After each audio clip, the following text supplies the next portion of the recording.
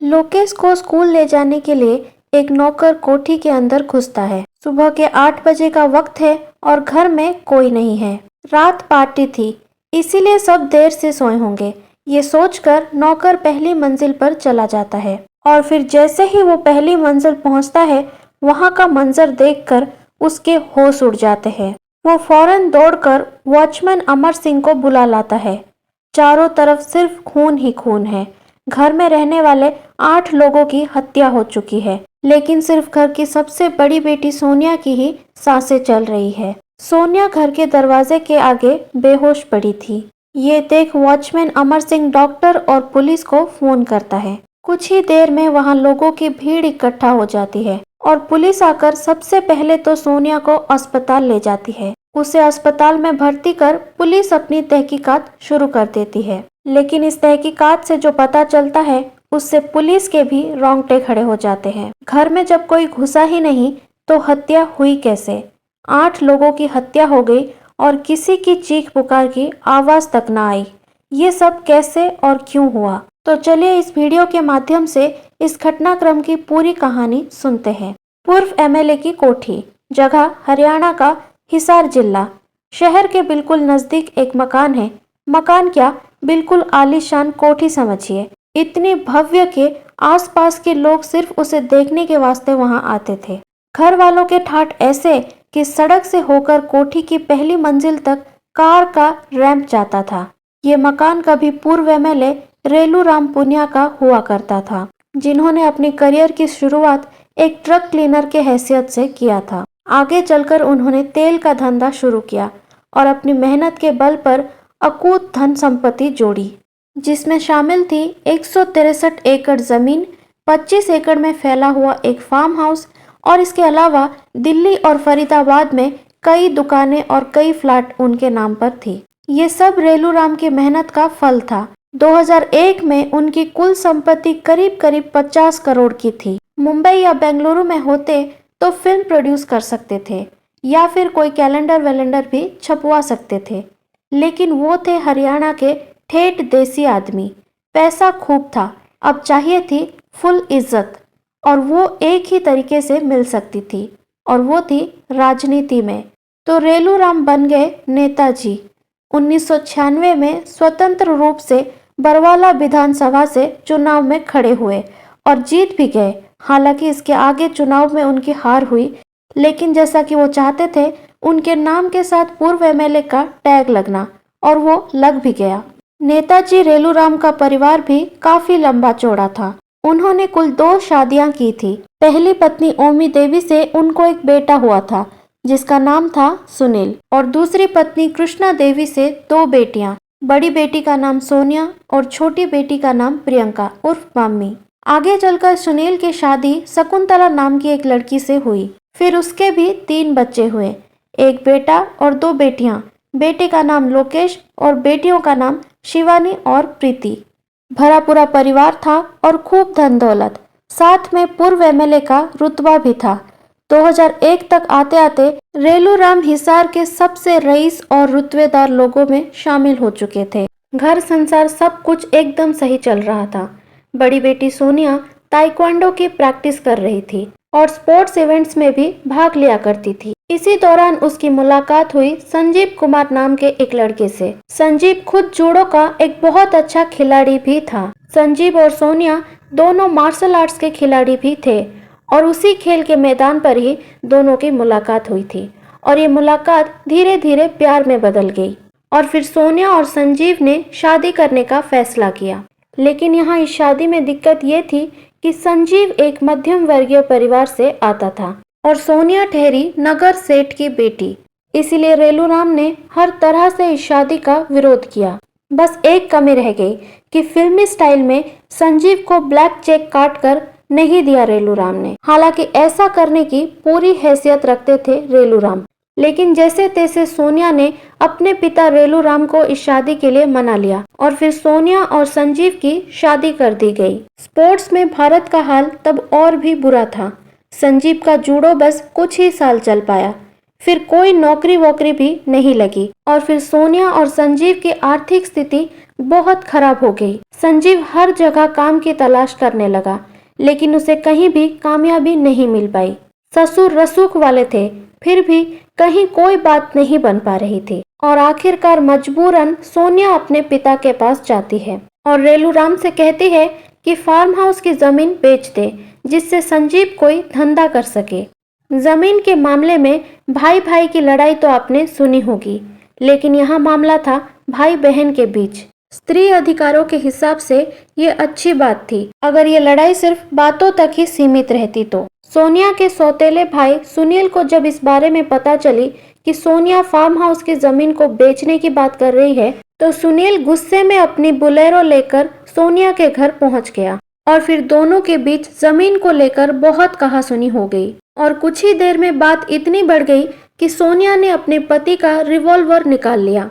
शुक्र है भगवान का कि उस दिन कोई अनहोनी नहीं हुई, लेकिन ये अच्छा हुआ या गलत, ये तो आने वाला भविष्य ही तय करने वाला था। खैर, इस कहासुनी के बाद सुनील वापस अपने घर चला गया, लेकिन इधर सोनिया गुस्से से बिलबिला उठी थी। उसे लगा कि अब सीधी उंगली से काम नहीं चलेगा और अब जायदाद पाने का सिर्फ एक ही रास्ता है, वो ये कि पूरे परिवार को ही रास्ते से हटा दिया जाए। ये बात उसने अपने पति संजीव को बताई, जिसे सुनकर पहले तो संजीव इस बात पर अपनी आपत्ति जताई, लेकिन अंततः वो भी इस हत्याकांड के लिए तैयार हो गया।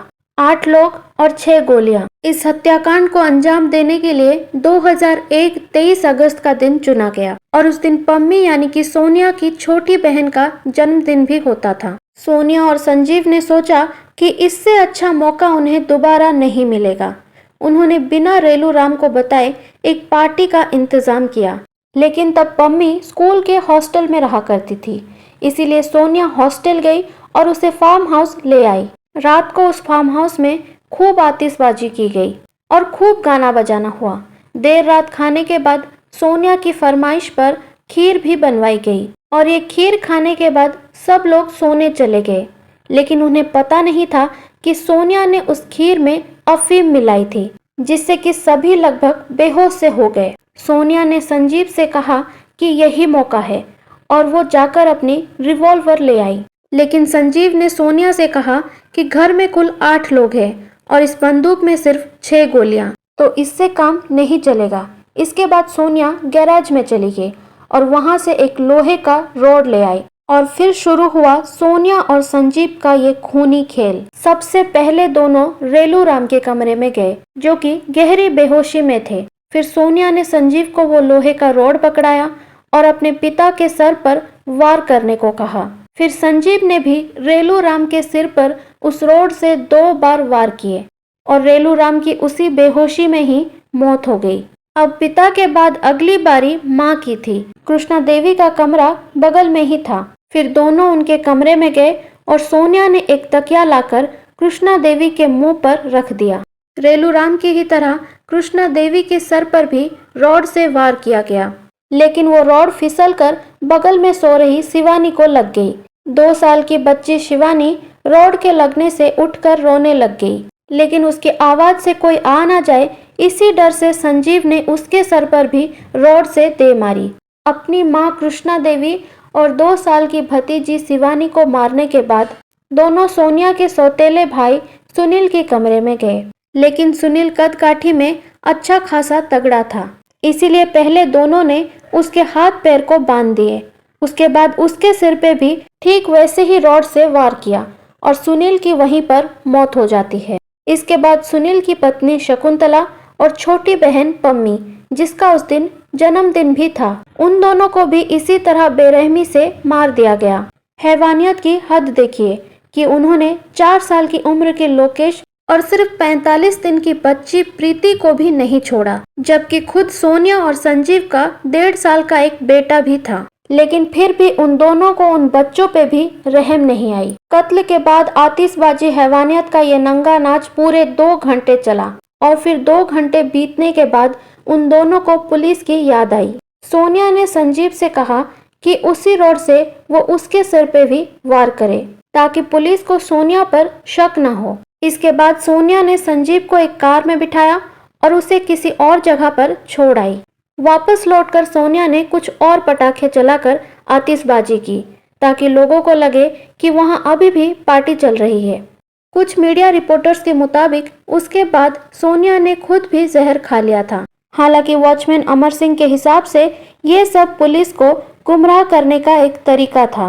तो जब सुबह पुलिस पहुंचती है तो सबसे पहले सोनिया को अस्पताल में भर्ती कराया गया।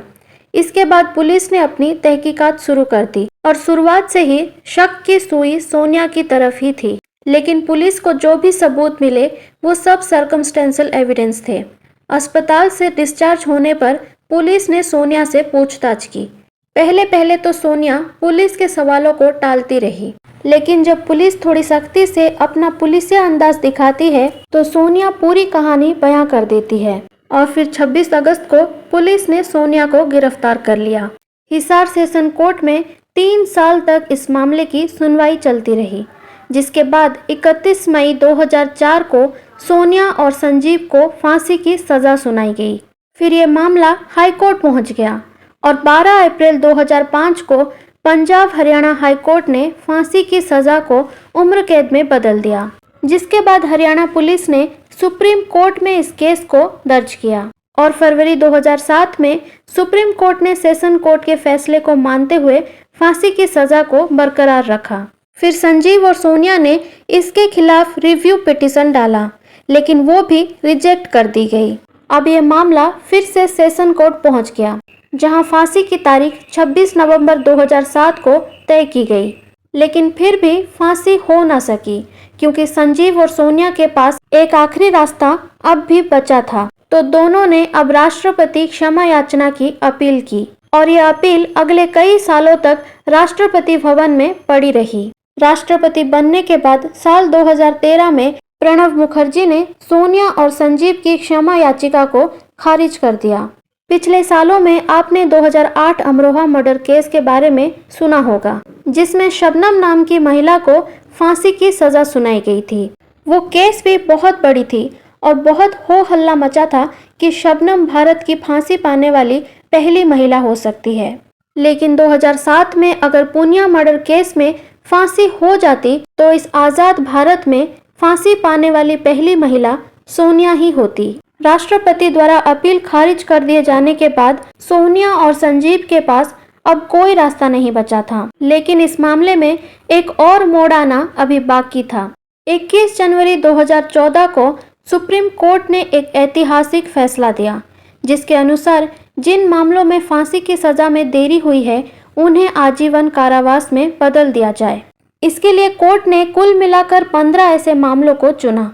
सोनिया और संजीव की अच्छी किस्मत कहिए कि उनका केस भी इस लिस्ट में शामिल था। कायदे से ये कहानी यहीं पर खत्म हो जानी चाहिए थी, लेकिन साल 2018 में एक और दिलचस्प वाकया हुआ।